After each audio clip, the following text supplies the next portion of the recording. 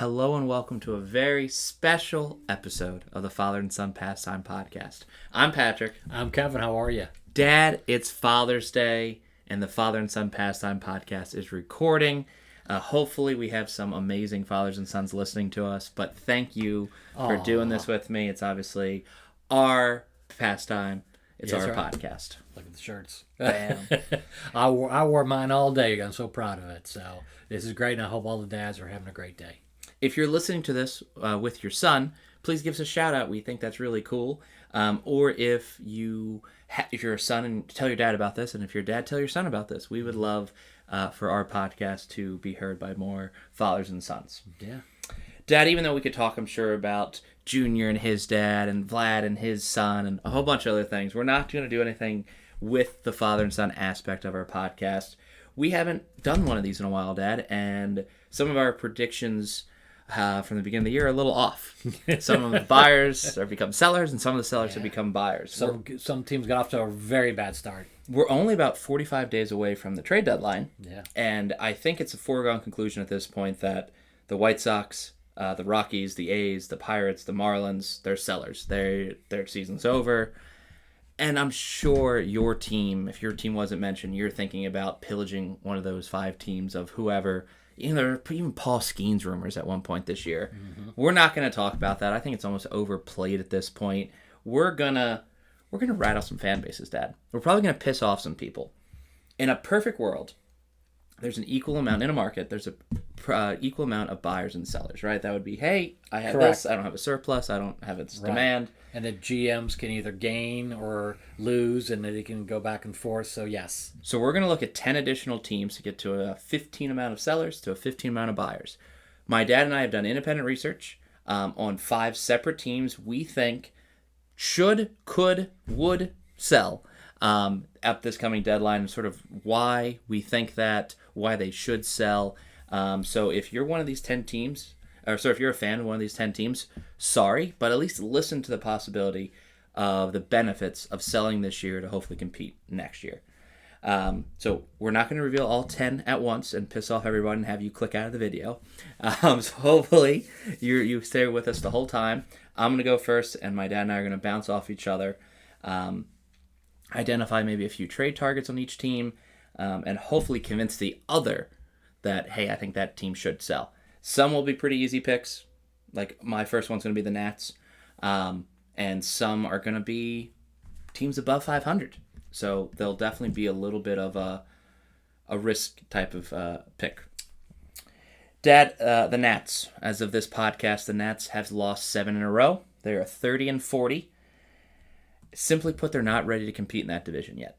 I think there's hope. I mean, James Wood has future MVP candidacy type of thing. Once Shohei retires, it could be a James Wood show. Who knows? But their offense just really isn't there. There's a negative 61 run differential, which is the 3rd worst in the National League. So I know they're 3rd. I think they're 3rd or 4th right now because they're just battling with the Braves for who's not doing well in that division. No matter what happens, I think the Braves will have a better record come October 1st than the Nationals. The Nationals don't have the biggest pieces to sell, unlike some of these other teams we're going to talk about. I highlighted 3. Trevor Williams, he's an innings eater type of pitcher. He's free agent at the end of this year. He doesn't walk a lot of batters, so I think he'll be attractive to someone who needs a 4th or 5th starter, and then probably like a long reliever swingman come playoffs. Mm-hmm.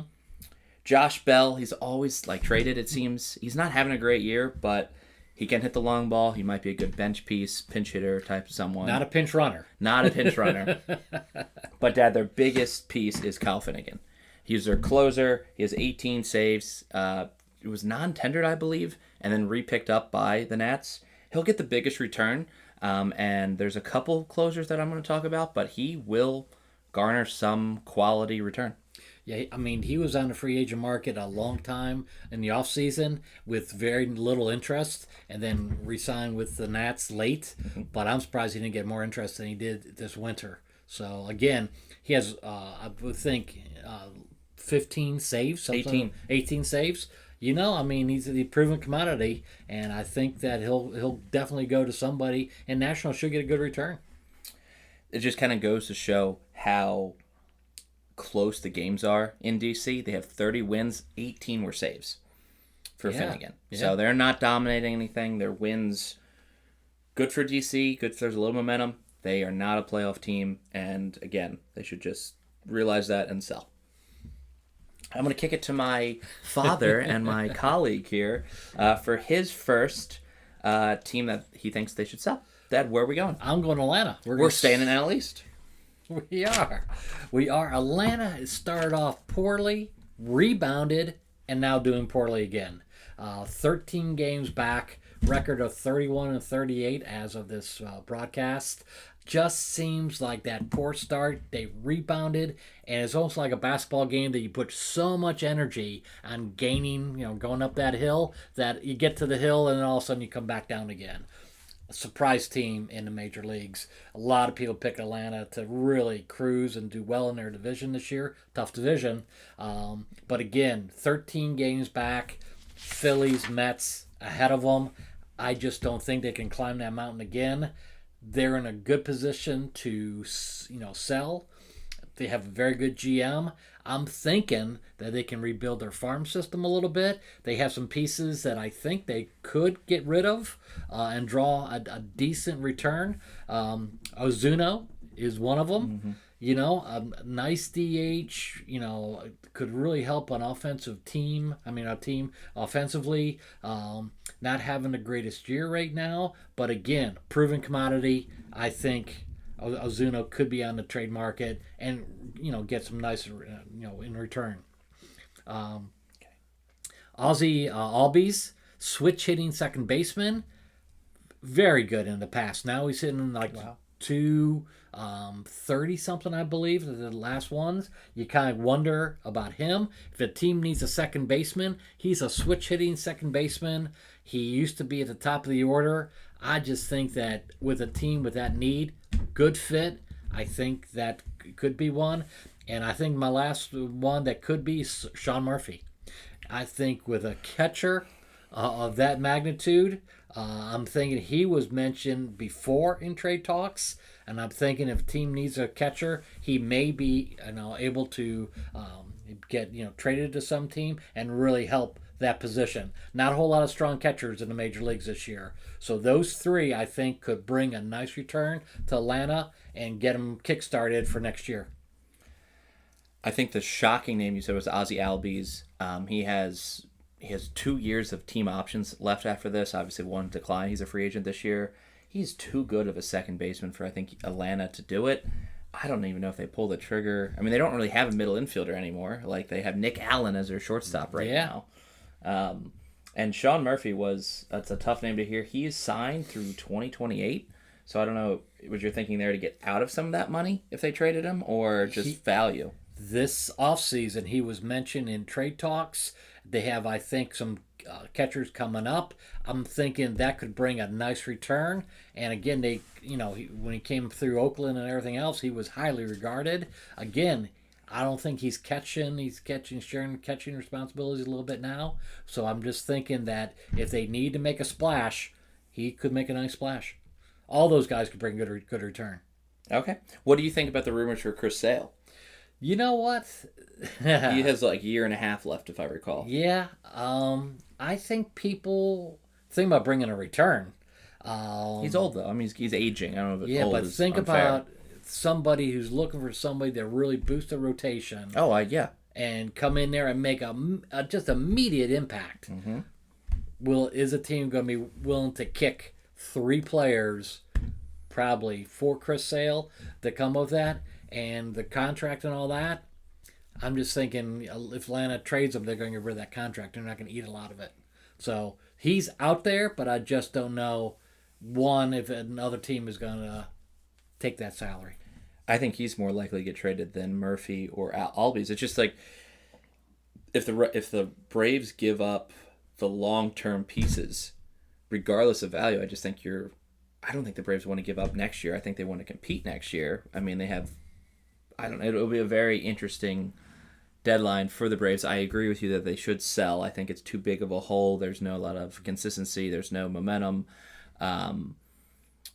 I think if I recall, I took the under for their when we did the over and under podcast, just because Spencer Strider and Acuna were late, I guess additions due to Correct. their injuries, and that really did start them in a really bad hole. I think both are back now. Is that correct? Yeah, Strider had 13 Ks last night. Strider's still fantastic. Yeah, He's good. So, as you look at all that stuff, you're saying, hey, he's younger than Sale. Yeah, I think he's a keeper, just because of the past. And if you come up with 13 strikeouts, I think that says you're healthy.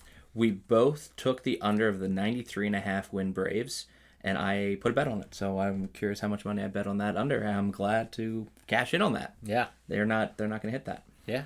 And I also bet the over on the Phillies. Go me! But we're not talking about the Phillies. Dad, thank you for that insight on Atlanta. I'm sure we pissed off the Atlanta fan base. Yeah. But maybe you're a realistic fan too. Ozzy's hitting 238, something like that. I looked up this morning. Not having a great year, But I trade him if I don't know. I just think He's that not at peak value. if you think of the Atlanta's GM, he'll roll the dice.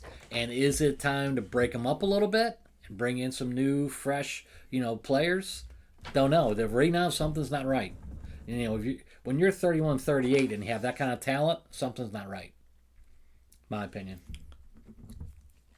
Dad, I'm going to go West. We've talked about some East teams. I'm going to go AL West, and I'm going to talk about the Angels of Anaheim, the Los Angeles Angels. They just got swept by the Orioles as of a couple seconds ago. Unbelievable. They're 33 and 37. My note was them. They've been overperforming lately, and they will crash. I did some of this research a couple days ago. They have a negative 62 run differential. Some of that in the past just couple days against the Orioles. We saw Tyler Anderson pitch last night, Dad. He's one of those lefties that has kind of a pretty solid ERA under 4. I don't think he is as good as some Angels fans like to think he is, but he's probably like a good number 3 starter on some playoff teams. Can't go much more than 5 innings. I know that much. And maybe if you have some depth in your rotation, that's all you might need if you have a really strong bullpen, but your starters are lacking. I think Tyler Anderson is probably the best and most likely name to get traded out of Anaheim. Speaking of closers, just like with Finnegan, Kenley Jansen, again, veteran closer with playoff experience. I think if you talk to Angels fans, they kind of knew when they signed Jansen that, this guy's going to be here for a couple months and then flipped. And the most interesting name, just like how you threw out Ozzie Albies, I threw out Taylor Ward. 18 home runs, not a great average, but 18 home runs, so definitely some power. He has 1.5 years of control left. And if the Angels want to bring up some people and, platoon with Trout and Adele and maybe somebody else, Ward may not be in that future. And again, who doesn't need a corner outfielder With power. Heading into the playoffs? Again, that person is a threat that may have 25 home runs by the deadline or even a little bit more. That's going to stand out, and I'm sure they'll get calls about him. I agree. But they're not a playoff team. We saw the Angels last night in Baltimore, and Mike Trout hit the foul pole, which was one of the neat things that you see at a ball game that normally you don't see. But yeah, that was a ricochet, all right. That was going. Will Mike Trout ever get traded? No. Yeah, I don't think so. Yeah. Dad, who is your second likely to sell team? I'm going Baltimore Orioles. Okay, that's funny. That we're Angels Orioles. I figured you'd like that segue. Baltimore had a horrendous start and then really got behind the 8 ball. As of last night, they were 29 and 40, 13 games back in a very tough division. Mm-hmm. They're so far back, and when you're 11 down as of last night, they're 6-4 in the last 10 games. They're trying to inch back. It's going to take a humongous rest of June and July to get them to 500, and then you can start talking and things of that nature. But I really think right now they're in such desperate need of pitching that I think they're going to trade, and I think they're going to build for the future. Don't forget, Baltimore's drafting got them the superstars they have right now. Once they got Holiday, the drafts then went toward the middle and latter part of the draft. They haven't drafted well at all. Their farm system's in disarray. Not a whole lot of talent in the farm system right now. And the GM of Baltimore, I think his forte is drafting and developing. I'm not sure Elias is good at acquiring major league talent, and I think he needs to share some of the blame on the poor start. Be that as it may, they still have four pitchers on a 60-day DL. Whole staff.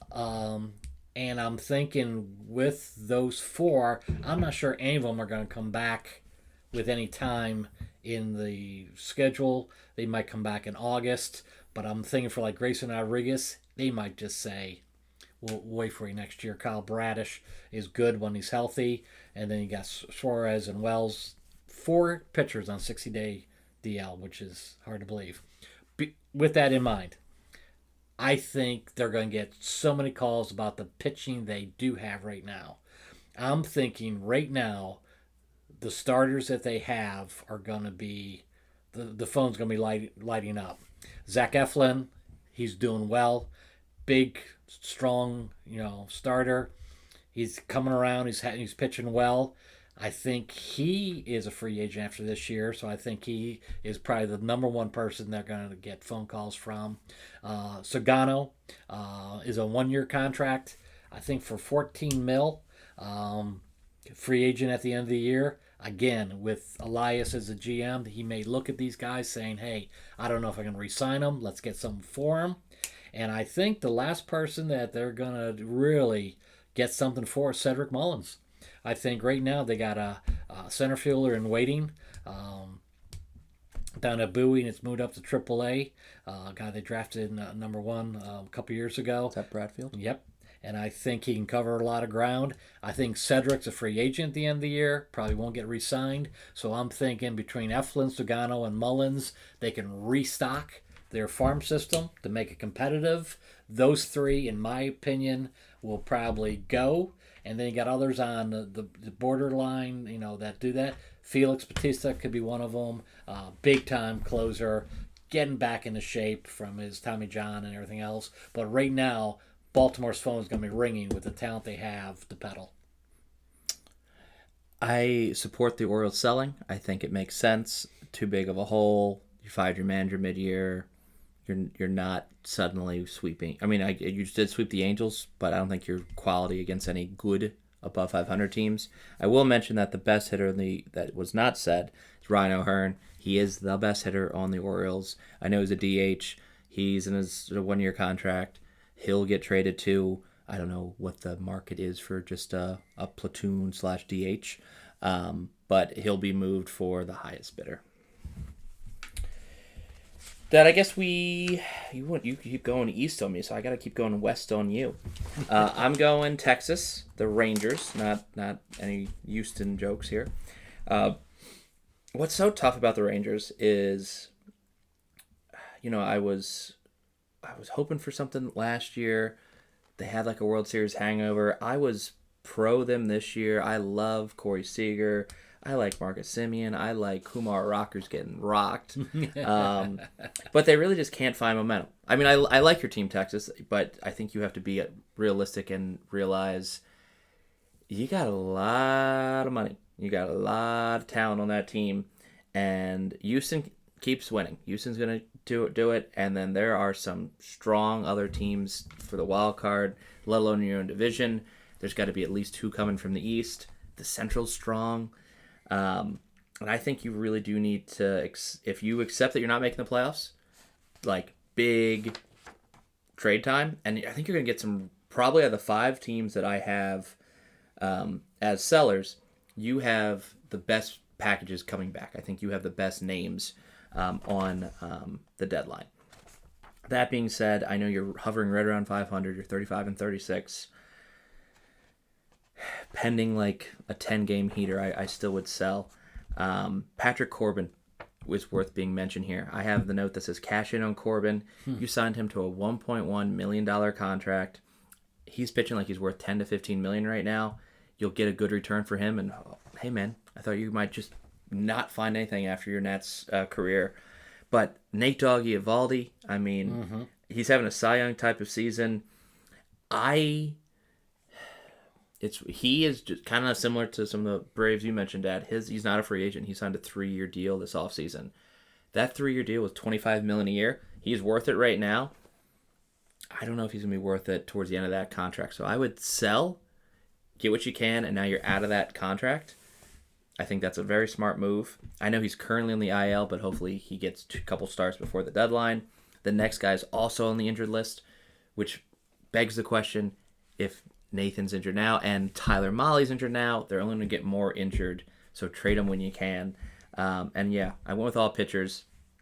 The offense is the problem, but for some reason the pitching is the solution, kind of similar to the Orioles, I guess. Yeah. But trading your pitching surplus, I think you have money. You'll sign some guys next year, maybe Corbin again, maybe Molly again. Your rotation is already DeGrom, Leiter, and Rocker. Hopefully Rocker can figure some stuff out. Yeah, you still have 3 quality guys next year, and you should easily find 4 or 5. Yeah. So I think cash in, really have all the chips, like whatever you think is a whole, trade him for starting pitching. But yeah, Miley's been in the headlines already of all the ones they have. I think teams are very attracted to him. Yeah, having a really good steady year. Yeah, and there's not a lot of free agent position players on this team. They're either locked up long term, or they're not really worth trading. Correct. Having tough years. One option, it sounds weird because I used to really like Jonah Heim, but he's not playing well. He didn't play well last year. I think if they can find a really quality catcher, I would say full steam ahead to trade like a up and coming catcher or something like that for some of these pitching. But we'll see what they do. Yeah. Dad, back to you. You staying east on me again? Or I'll go Central. Oh, look at you. I'm all over the map. My next team is the St. Louis Cardinals. Oh, the Cubs fan. No one saw that coming. It's funny you should mention the Cubs. Right now, St. Louis is 6 games back, 37-34, 3-7 in the last 10 games. Is this the time of the year that they trade Nolan Arenado? You know, they almost traded him in the offseason. He turned down the trade. I'm thinking right now somebody could really use him to, be at third base, start, gets his renewed spirit back. Because don't forget, Cardinals are on record to say they want to rebuild the farm system. Right now they're doing pretty well. I mean, 37-34 pretty well. Going into the season, they want to build for the future. Their pitching has some keys to it and everything else. But right now, I think Arenado is going to be traded at the trade deadline. There's plenty of teams could use him. Yankees could be one. I don't think he's going to go to the Yankees. I know that, but I'm just saying, money talks.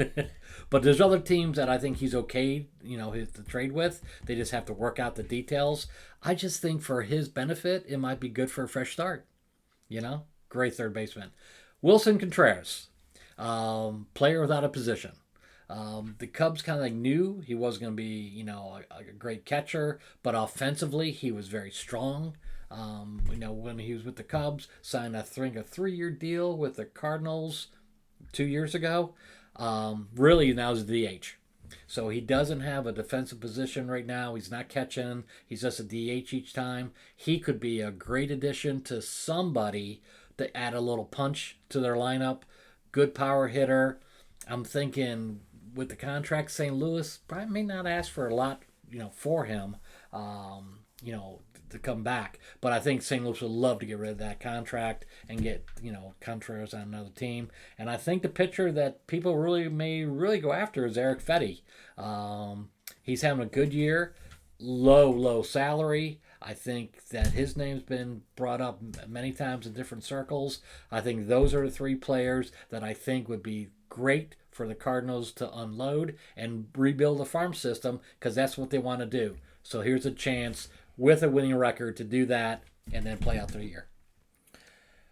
2 notes on the Cardinals. A, I think you're performing above what you thought you were, because there was talks about trading Arenado and other people this offseason. I say commit to that. Trade those people. Don't view your next 3 games, because they're playing the White Sox in the next 3 games. Yeah. If you sweep them, great. That's what you should do. But don't look at we now have 40 wins as go for it mode. Like, be realistic. And I think Ryan Helsley is another big name. Apparently, I'm just a closer guy at this podcast. But I think he should draw some interest too. I don't know, probably as a closer, but maybe as a setup man too. He's on his last year of his contract. Yeah. But I just think that, if the Cardinals are saying they're going to rebuild the farm system, they don't have the capital to trade their younger players to build up that team right now. So selling would be easier than to try to trade minor leaguers that don't have a whole lot of value for some folks. Because right now they don't have a strong farm system. So keep that in mind. I was looking up the Arenado 6. So this offseason he said he has a full no trade clause, so he can, in theory, say no to all these teams. He did say no to the Astros that trade this offseason. Those 6 teams are the Dodgers, Padres, Angels. I don't think the Angels will be buying. Phillies, Mets, or Red Sox. I personally believe all those teams will be buying. So, hypothetically, if any of those 5, really, counting the Angels out of this one, unless they want him long-term, Rendon's gone next year. I don't know. Yeah, he's gone now. Yeah, exactly. But his contract is officially done after that craziness. Any of those teams, I mean, Padres are always willing to push something, although they have all infielders. I don't know what that does to Manny. Yeah. Dodgers, sure. I mean, Max Muncy, put him on the bench. They were doing whatever to win another World Series. Red Sox could use him. Marcelo Mayer can be a shortstop or second baseman on off days, rotate. Although he's quite good defensively. I got Berkman, too. Bregman's hurt, but he comes back hopefully mid-season. Right. Then you got logjam there. Yeah, you're right. Mets and Phillies, God, they'll get rid of Bohm. Phillies will get rid of Bohm to try to push in the playoffs. They tried to trade him last offseason. Yeah. I don't know. I just think he's gone. I think they should sell too. I agree. I would love to see Nolan in October. So, yeah. He hasn't been in October that often. 32, 33 now, something like that? I think he's 35, Dad. Okay. Well, yeah, if I was him, I would go to a playoff team for sure and hope that he can make the playoffs. He's 34. Okay, yeah. Do it now. Yeah. He might have to expand his list. Who knows? Dad, I'm staying in the Central too. Okay. We're going across the state. We're going to Kansas City, Missouri to talk about the Royals. They have too many injuries. Bobby Witt is the sole part of that offense. You release one of my favorite players in the past decade of Hunter Renfroe. I know he wasn't performing. And no one picked him up, by the way. That's weird. I thought for sure someone picked him up. I hope so, but I mean, he really has not been seeing the ball well. Who knows how long Reagans is out, and that's really made me think to sell. Stock up your farm system. I mean, you have money. You're Kansas City. You have the ability to buy people in the offseason. Compete next year. I thought this stat was really telling. The Royals, they're right around, they're 34 and 37. They're lost 5 straight. So I'll say you're hovering around 500. You're 22 and 31 against teams better than you. If you can't beat, you're not going to win a playoff series. There's really just no offense. I identified three pitchers to sell. Seth Lugo, he's a veteran. Again, solid, probably 3 starter, very similar like a Tyler Anderson. Another closer, that's my theme, Carlos Estevez. He leads the league in saves. That's how close a lot of these 34 wins are for Kansas City. And Michael Lorenzen, I don't know if he's going to get that much in return, but he is always that swing man, and who doesn't need 3-4 innings out of the pen in a playoff situation. Their rotation, this is why I think you should trade Lugo and Lorenzen, because your rotation for next year, a healthy Reagans, as a veteran Waka, a veteran Bubik, who has been fantastic out of the starting role this year. And then they have a rookie named Cameron coming up as well. So sign someone in the offseason. There's your 5th starter. Put money in the offense. Yeah, that's where they need it. Yeah. But yeah, I think Kansas City should sell. And I think, obviously, the Tigers are better. The Twins, I would give just slightly better than them, and the Guardians are definitely better than them. Yeah. So, yeah, they just didn't. I mean, they did well last year, but they're missing some punch. Yeah. So L5, I just like, Nats have. I checked, they lost today. That's 8 straight for them. Angels were L3. Royals are L5. Like, it's just, we see trends, and then it's not always how well your August or September was. It's how well your June, July really is. Do I need to sell? Every game's important. Yeah. Yeah. And if you have an 8 down or a 5 down type of thing, you gotta say, hey, we shouldn't be getting back-to-back swept. Maybe we're not that good of a team. Yeah, I agree. Dad, who is your fourth team? I am going for Minnesota. So, we're all staying in the Central. Yeah. Okay. So you're thinking they're selling. Okay. Yes, I do. A couple of reasons why. 9 games back. Right now they're 36-34. They were doing very well. They're 3-7 in the last 10 games. They've had money issues for a while. They should have made some trades in the offseason. A lot of people are after their pitching, and they didn't pull the trigger. Pablo Lopez, 60-day DL. He just, that's their main starter. He's out. All of a sudden, that rotation that looks so strong, your number one starter gets out of that mix. You go 3-7 in 10 games. Trends, like you were just saying, not looking favorable. Tough division. 9 games back already. They're going to probably slip to double digits real soon. I think at this stage of the season, if you're double digits in games behind, that's a tough road to hoe. There's a lot of teams you got to skip over. So I'm thinking Minnesota, with their money problems and injury problems, might be a good decision to sell. They don't have a lot of pieces to sell, but I'm thinking right now, Will Castro, really good utility player, can play a lot of positions for you, hits well. Many people would have wanted him, last offseason. What a great bench player. Played a little third, a little first. I think he'd do corner outfield in a pinch, but he hits. But I think he's a guy that if you're trading, that's the phone calls that you're going to get. They have a closer.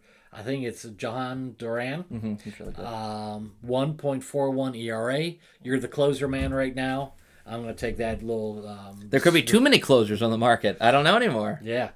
Well, anytime you got a 1.41 ERA and throws as hard as he does, he's going to be in demand. So between Will Castro and Duran, you got some chips. Then they got some fringe players. But I'm saying my last one is Danny Colome, that played for the Orioles last year. Dandy, little left-handed reliever. Dandy. Dandy. No, Dandy. Yeah. I know. But you think about a nice little left-handed reliever. Everyone seems to need one this time of the year. He's doing well. He did well. The Orioles got hurt. But he is a nice 6th, 7th, 8th inning reliever. And, a lefty. Those are the 3 people, in my opinion, they could trade and get something for and build a farm system and start new next year.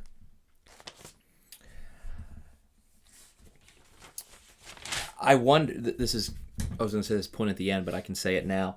Obviously, we're going to be wrong with some of our predictions on this podcast, right? Like, if all 10 of these teams also sell, we'll go play the lottery. Some will have enough of a winning streak in June or July that'll convince their front office to go for it, and they'll buy.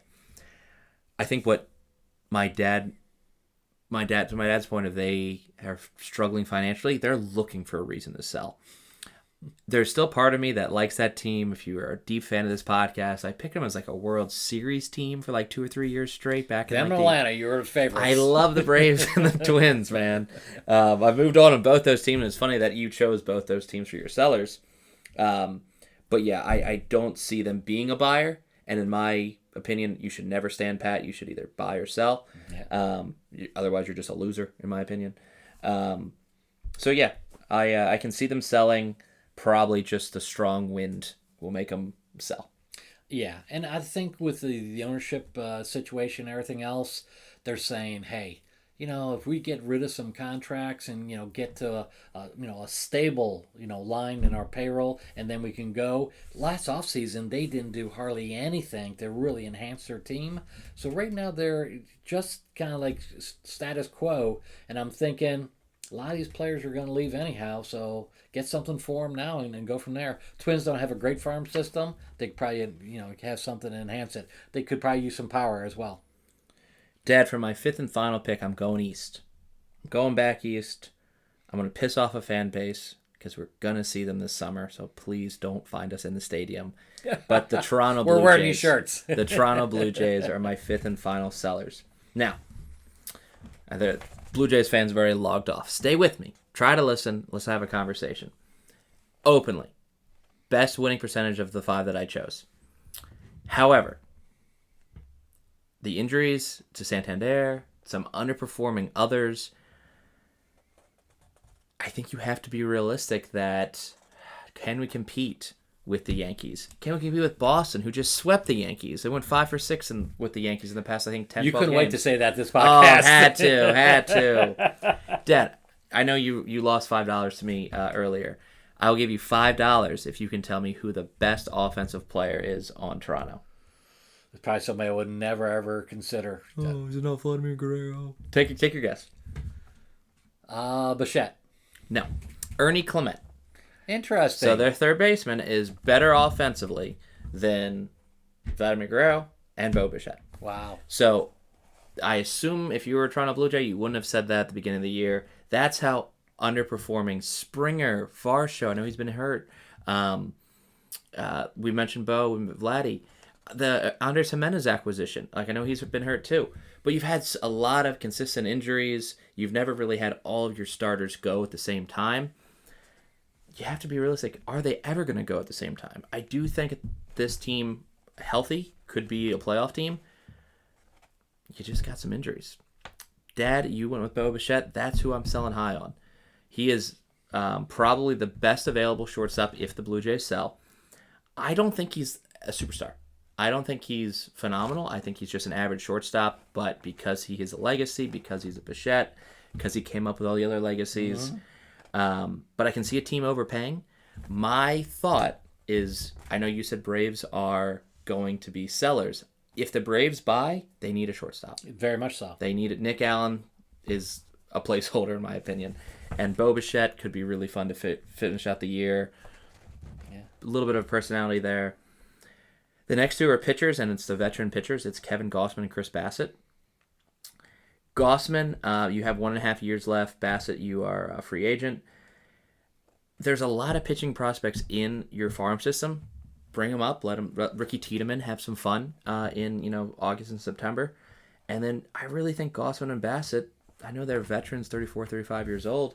They're going to get some return and, fill holes. Gausman has some playoff experience. Yeah, San Francisco, right? Yeah. That year, yeah. San Francisco. He was very good that year. Right. I mean, both these pitchers, I think, have gotten Cy Young votes. They can handle the pressure. Again, probably like a 3, get game 3 of a series or something like that. So if the Blue Jays sell, I think they, just like the Rangers, they have a lot of great pieces to move. I always root for a really fun deadline of like, oh my God, you're mortgaging the future for today. I love those type of trades. And those 3 names, I can like see. Washington did a couple years ago. Yeah. So I can see that happening. Obviously, mathematically, that's probably the least likely for the Blue Jays to sell. And all my others kind of make a little bit more sense, but I'm sure I'll be wrong on 1 or 2 of my teams. Dad, you want to take us home? I'm taking you home. I'm going west. My last team is the Diamondbacks. 36-34, 5.5 games back, 7-3 in the last 10 games. Okay. However, injuries. Corbin Burns out, Justin Martinez out, AJ Puke out. Is it Puck or Puke? I think it's Puck. Puck. That's what I figured. AJ Puck is out. That's 3 very good pitchers. And Corbin being out for the year and probably most of the next year, huge dent in their armor, going forward and everything else. Pitching outside has not been great. Bullpen has been horrendous, by the way. Really struggling. Offensively, Diamondbacks are strong. One of the strongest offensive teams in the majors. That's how they're winning games, 9-8, 10-5, things of that nature. Them being 7-3 the last 10 games is encouraging. But if you take away that, their future pitching is not looking good at all. They seem to be losing a lot of games. They have some pieces that are tradable, and I think they're going to be getting some calls. And talk about a tough division. The Giants right now, head of the division, Dodgers, Padres. Do they have enough to go over 3 teams to get, in the playoff consideration? I'm thinking without their ace is gone, Justin Martinez is gone as well. I just don't think they're having enough. If the Diamondbacks were smart, they pedal and kickstart for next year, then they compete. They really need to, enhance the pitching. With that said, there's a couple guys that could bring some stuff. Eugenio Suarez, 20 home runs so far. Just a killer. Just a lot of power. Third baseman. Who wouldn't want a power hitting third baseman at this stage? I think he's as good as gone. I just think that there's going to be so many phone calls chasing him. Anybody who's hitting 20 home runs at this stage of the season has immense power. I think he is attractive. And then two pitchers that I think they're going to get a lot of phone calls for. Zach Gallen. Right now his ERA is 5.19. I think a team could take a chance on him and get him back to where he was as just a proven starter. He may just need to change his scenery, but he does have immense potential. Might be going, just needs a new set of eyes on him, make some adjustments. And Merrill Kelly, another starter. Every team at this stage of the year needs some starters, and they need a bullpen. Right now, offensively, a lot of teams are doing okay, especially the good teams, but they all are looking for pitching. At the trade deadline, how many relief pitchers are traded? It's just amazing how many people get traded. I think the Diamondbacks right now saying, hey, let me get a whole bunch for these three guys, rebuild for next year. Corbin will be back, hopefully mid-year next year, and then they got to restock their bullpen. I'm thinking a lot of these guys, if they get traded, they're going to get two relievers, some starters that are in the AAA area and all that, and they're going to rebuild their pitching staff. But right now, those three will bring some stuff, some players with them to really enhance that lineup for next year and their pitching staff. They just don't have enough to climb over three teams. I agree. I think the Diamondbacks are primed to be sellers. When you're, I don't know, I mean, I had Zach Gallen as like Cy Young a couple years ago. When you have a massive injury to Corbin Burns, a massive injury to your young future closer. I mean, he was 22 when he took over the closer role. Your ace is gone and your ninth inning guy is gone. And then you have Gallen, Fott, Ryan Nelson all getting rocked. I think Merrill Kelly is their best starter right now. Mm-hmm. I think Erod is awful this season as well. So, yeah, like you were saying, if you won a game, it's because 9-8 and Eugenio Suarez hit a 3-run homer. Or Josh Naylor hit a cool double. He's hitting 300, by the way. I know. Yeah. And they still got Perdomo's one of the best shortstops in baseball. Yeah. Ketel Marte is the best second baseman in baseball. They have phenomenal pieces that I really hope they just, sell, retool, and come back next year. Because they were just in the World Series not long ago, guys. That was really soon. Mm-hmm. And we see, both the Diamondbacks and Texas, teams that we both took in this sort of sellers podcast, think that they should sell again. Injuries can really, change a forecast of a team very quickly. Oh, yeah. And, it's funny with Corbin, when he threw that pitch, he knew it. Mm-hmm. He threw the pitch, and he just came on, and then he was went. And he knew it. Mm-hmm. And I think just a look in his face was all you needed to see. Yeah, because he's had it before, right? I don't think... Well, I think he has. Yeah, that's how he knew it, yeah. Because he had it young. Yes, he did. You're correct. Yes. Yeah, that's great. Yeah, some of these guys getting 2 Tommy Johns. I remember when one was the end of your career, let alone 2. I was like, and you learn back. to throw the other arm? Like, yeah. That's how great surgery is now. So we'll see who ends up getting more sellers right. Feel free to comment below if you think it's my dad's choice of the Braves, Orioles, Cardinals, Twins, and Diamondbacks, or mine of the Nationals, Angels, Rangers, Royals, and Blue Jays. If you're one of these 10 fan bases, feel free to come follow us at Pastime Podcast _, on Twitter and Instagram. Yell at us, engage with us as well. And we are the Father and Son Pastime Podcast on Facebook and YouTube. Dad, do you have anything for the fathers out there on Father's Day? I hope everyone had a wonderful Father's Day, got to see their sons and daughters. If not, reach out to your dad and say hi. He'll need it.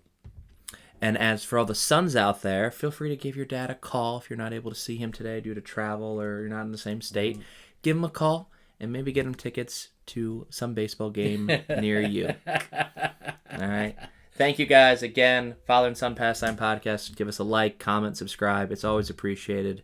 So thank you so much, and thanks for watching. Thanks for listening.